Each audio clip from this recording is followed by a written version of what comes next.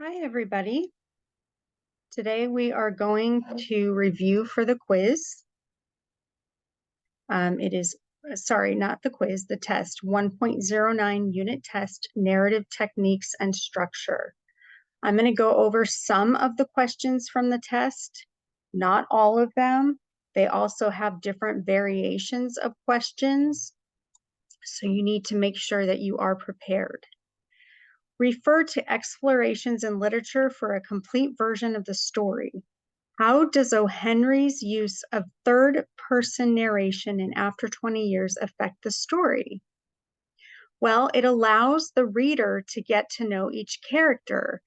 We get to hear from the narrator what Silky Bob looks like. We get to learn about what the cop is doing, and then Jimmy comes along, and we learn about Jimmy, and it allows for us to learn from about every character instead of just from one character's point of view. Refer to explorations in literature for a complete version of the story. Read this excerpt from After 20 Years by O. Henry.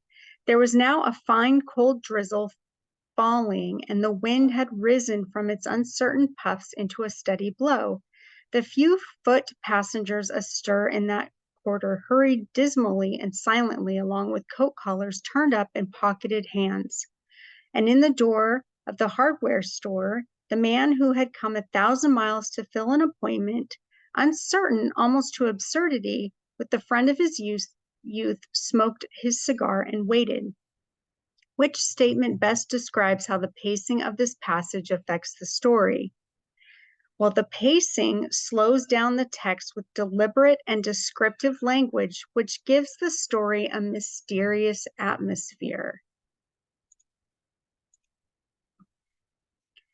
All right, now we're going to be looking at some passages, and I'm going to read the passages so that you're familiar with them, and we're going to go over one question for the passage.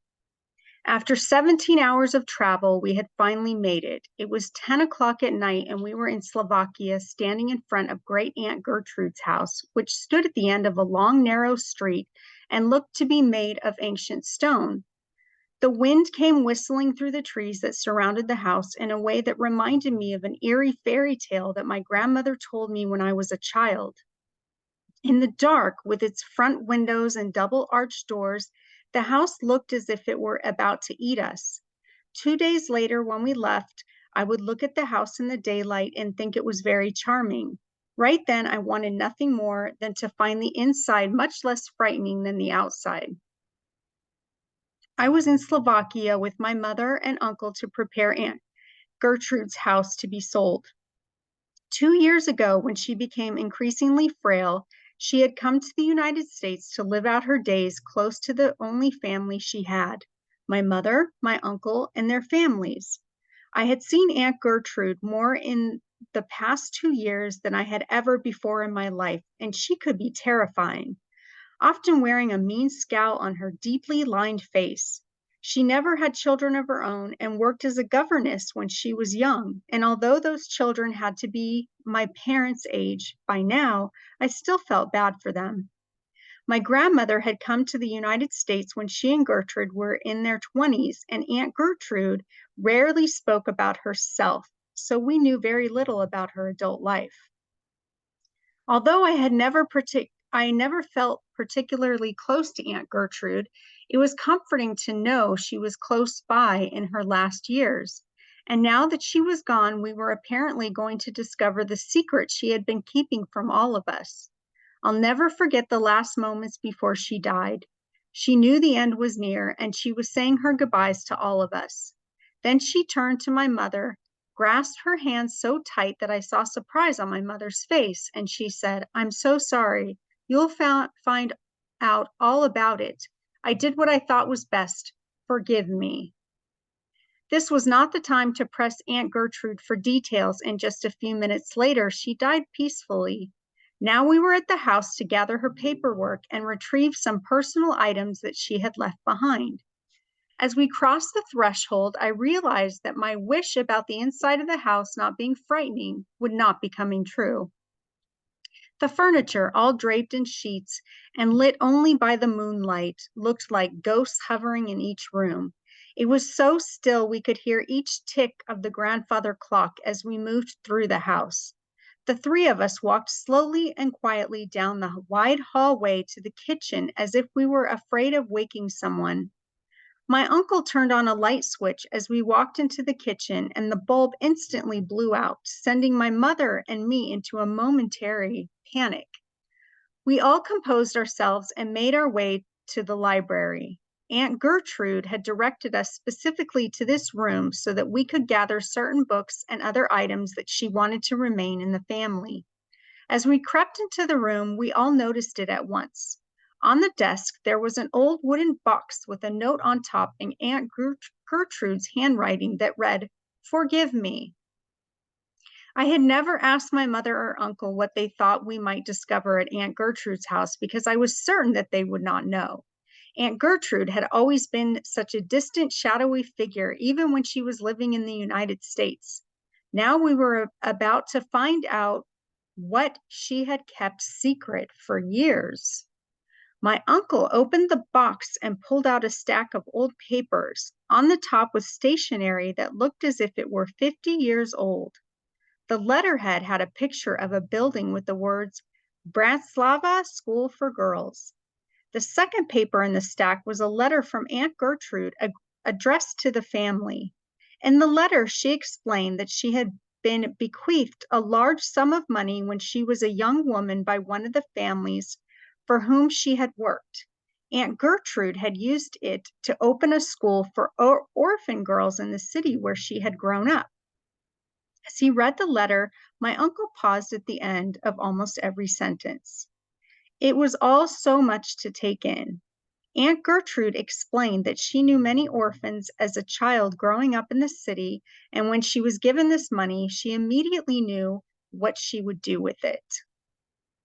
The letter said that her only fear was that the family would be angry with her for not sharing the money. We all looked at each other in disbelief. A woman we had all feared had sacrificed what could have been a luxurious life in order to help orphans in her homeland, and she had worried that we would be angry about it. A few days later, we returned home with the surprising news about our Aunt Gertrude. The news made me regret not knowing her better while she was alive, but at least our family now knows what kind of a generous person Aunt Gertrude really was. So the main point is not to judge, right? Which description best explains how the exposition functions in this passage? The exposition would be the first paragraph. So you guys would reread the first paragraph and learn about the characters. And what this paragraph does is it creates suspense and uncertainty about what will happen later in the passage.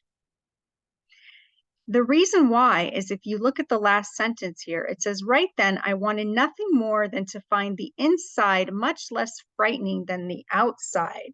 So there's suspense and uncertainty about what the inside will be like.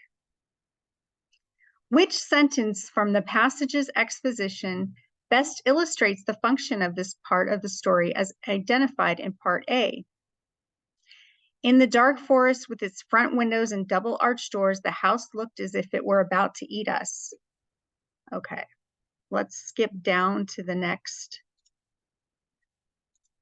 passage. Okay, we've done this one.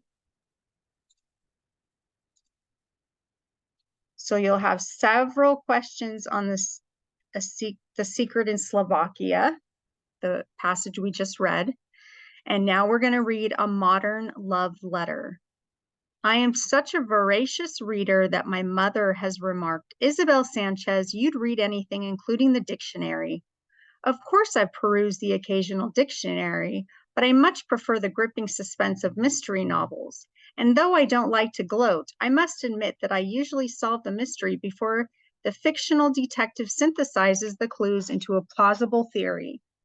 Strolling home from the library with yet another satchel full of paperbacks, I lament that nothing in my life exhilarates me as much as unraveling intricate mysteries. When ominous clouds obscure the sun and lightning electrifies the atmosphere, I imagine my favorite literary detective rubbing her hands together, anticipating her latest case and saying, "Oh, what a dark and eerie afternoon." Then I remember that here in Hialeah, Florida, tropical thunderstorms occur daily and mysteries are as rare as a dry day. As it begins to sprinkle, I sprint the last few blocks home. I reach the front porch just in time to avoid the deluge and gasping for breath, inhale the mouth-watering aroma of ropa vieja wafting through the open windows.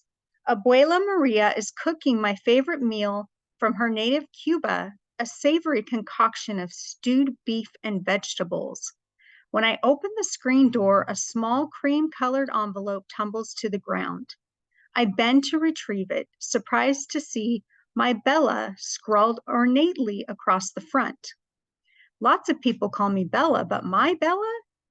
Donning my detective's cap, I consider that this might be a prank and scan my surroundings surreptitiously, but spy no onlookers. Still, I step inside before carefully opening the envelope, revealing a single sheet of thick, old-fashioned stationery, the kind I've only seen in my abuela's antique desk. There on the creamy page, written in the same script, is the message, "I've finally found you." That would be a little creepy, right? I have no clue what the letter means or who it may have written it. No one handwrites letters anymore except for my abuela. Even my mom texts or emails her friends. So who could have composed this? Going to the trouble of writing a letter in cursive, no less, and hand delivering it? Perhaps Graciela, my best friend, is having fun at my expense, but I doubt it. She is rather humorless. I flush as I realize that someone may actually admire me from afar, and my mind immediately conjures an image of shy, bookish Mateo, who works at the library where I see him frequently. Just recently, he smiled at me, and I ponder whether he's working up the courage to talk to me, penning a letter as a more comfortable, more romantic means of expressing his feelings. I need additional clues to solve this mystery, so I conceal the note in my bag until I can study it secretly. The following day, I hasten to the library with a singular objective, to collect a sample of Mateo's handwriting. But when Mateo catches me shadowing him, we stare at each other, embarrassment coloring our cheeks. Stammering and blushing, I rush home only to discover my next clue. I step inside to open the envelope and am again overwhelmed by the message on the page, which praises my lovely brown eyes and glorious long hair. While I do have long hair, no one has ever described it as glorious before. Just then, my mother surprises me by coming home early from work. "What's that, Bella?" she inquires, inclining her head toward the note.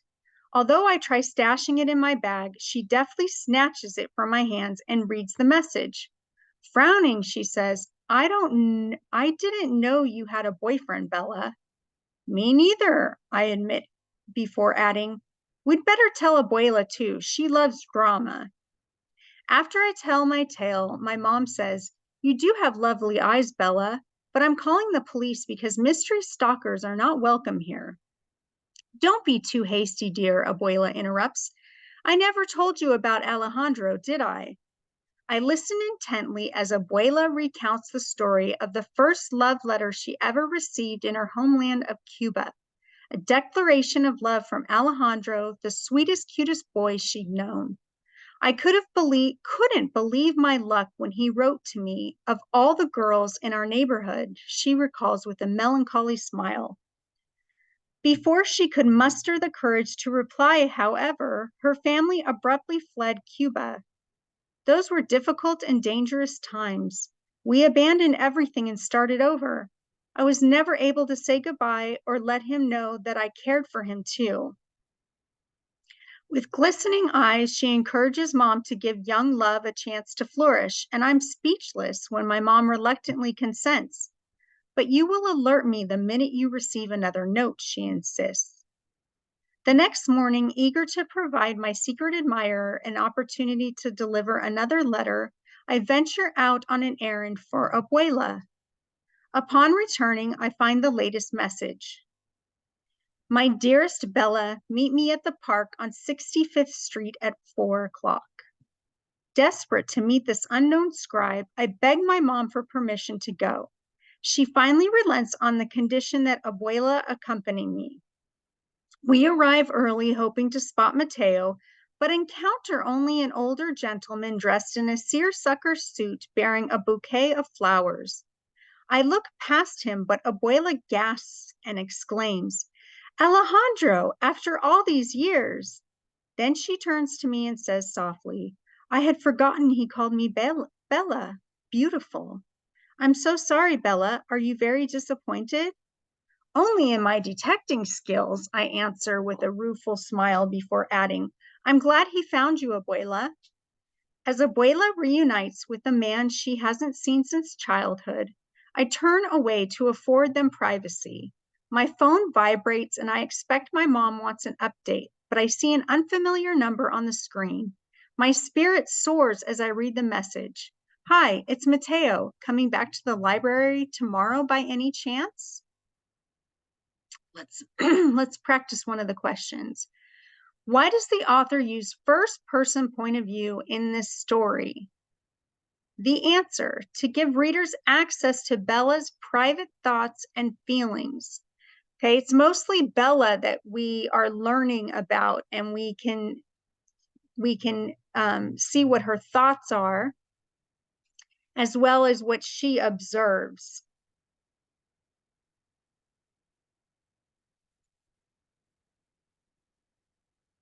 Let's see what the next passage is. I know that this is long. You guys hang in there. It's important that we read these passages before you take the test so that it is not as difficult for you to take the test. Okay, this one's called Rescue Mission. I've got the clips, bungee cord, vests, and basket, and the rest of the equipment is on board. I have to get my head in the zone because this chopper is heading into stormy conditions and it will feel as though things are happening at supersonic speed when we get to the site. This storm blew in unbelievably fast, so I can see how those poor fishermen were marooned.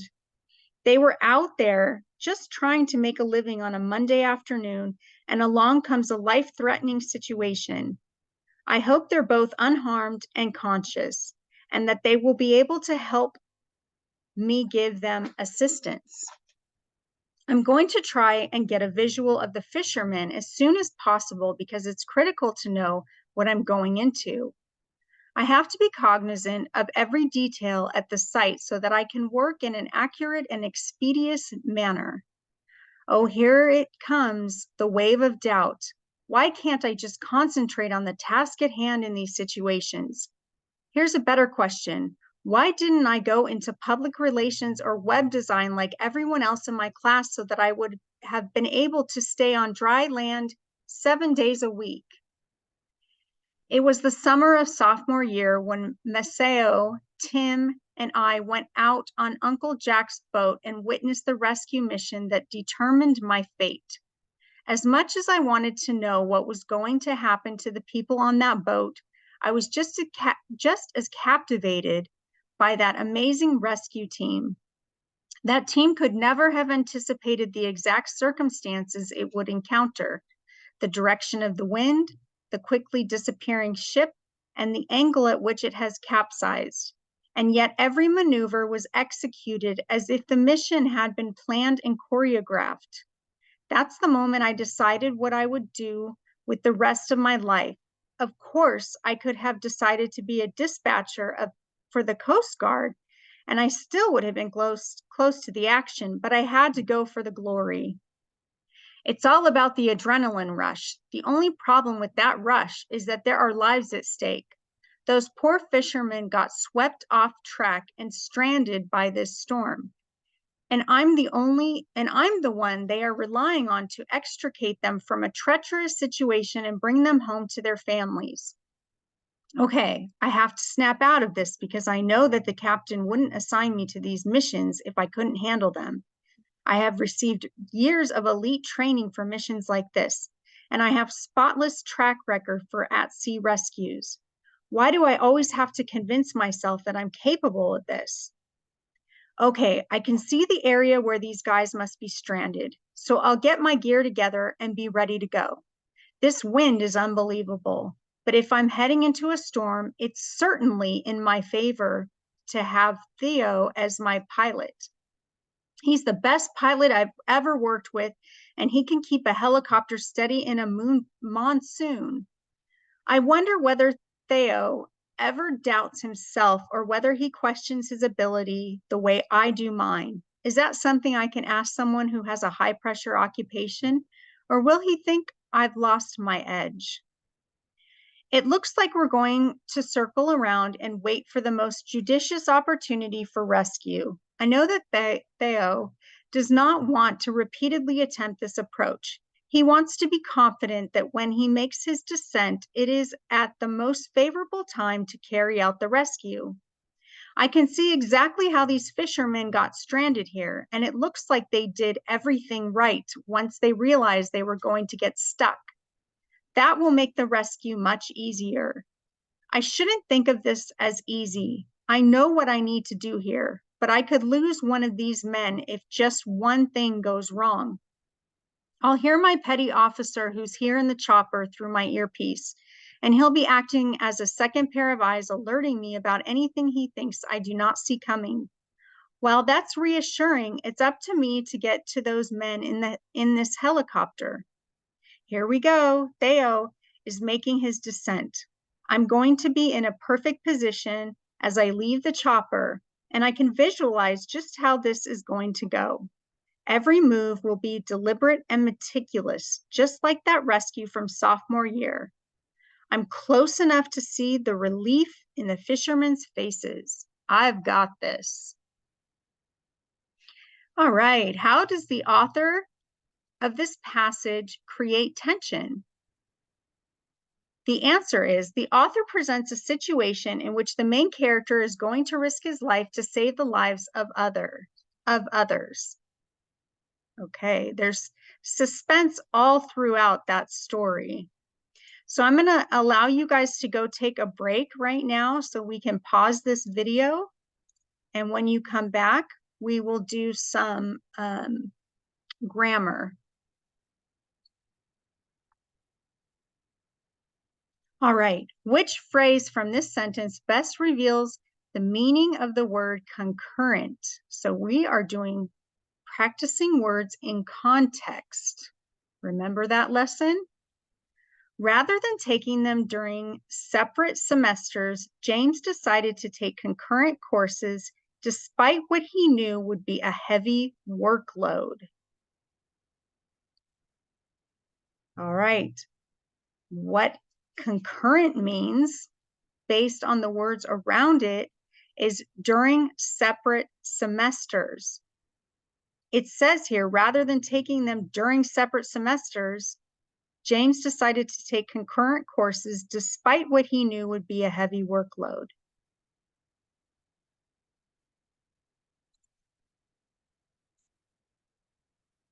Which phrase is the definition of the word propensity?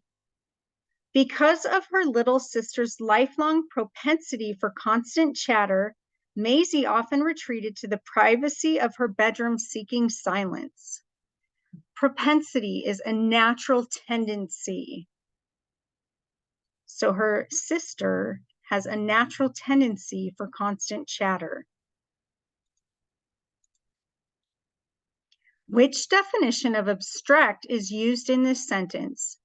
Jillian's plan for her career as an adult was still abstract since she concerned herself with friends and family instead.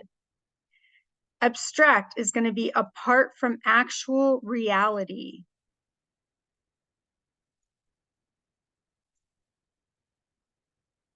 Which phrase is the best meaning of the word precludes? in this sentence.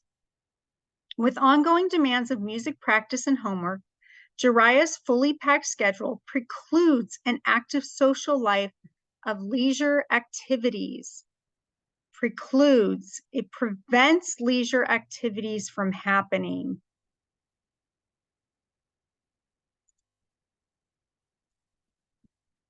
Which phrase from the sentence best reveals the meaning of the word belligerent? When her parents refused to buy the toddler the candy she begged for, the belligerent child threw herself, kicking and screaming, to the floor of the grocery store. The meaning is threw herself, kicking and screaming for belligerent. Okay, guys, good luck on the test. I know that you will do great, and I will see you as soon as I get back. Thanks, guys.